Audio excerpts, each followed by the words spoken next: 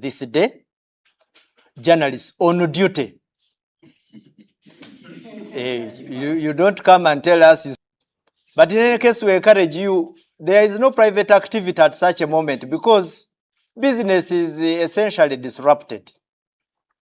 Our officers were giving us feedback.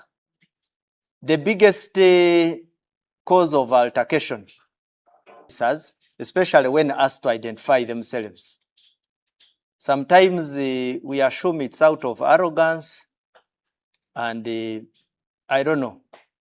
So please try to be civil so that you can give way to a discussion. People need to understand you in the course of enforcement. So for that reason, members of public are advised to avoid confrontations or altercations with the security personnel deployed to enforce the directive.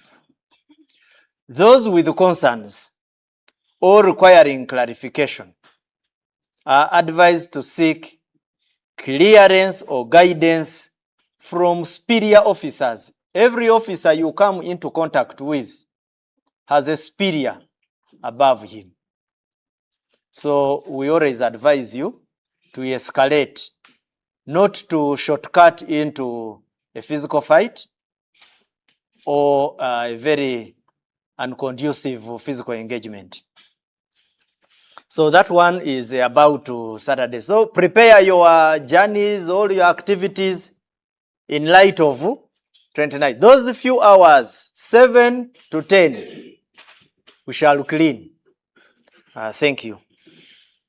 The second issue I would like to share is about our disruptive operations. I just wanted to give you a week's review.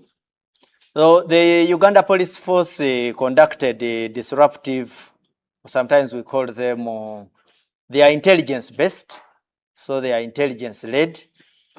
We carried them out in a number of jurisdictions across the country between 18th and 23rd, which led to the arrest of 359 suspects.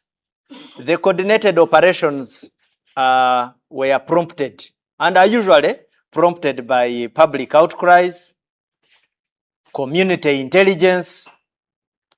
People come out and give us intelligence about suspected crime hotspots, police assessments of crime trends.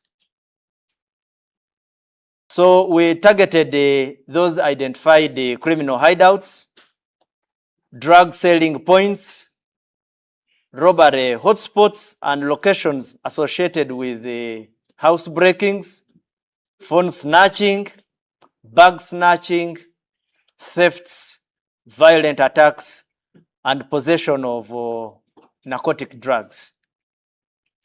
The operations involved the territorial police, sister security agencies, local leaders. The LOCs you voted in power have started working. They are really very vibrant because the number of reports I was getting, our Wagole LOCs really participated well. Community vigilantes, patrol teams, and our motorized units.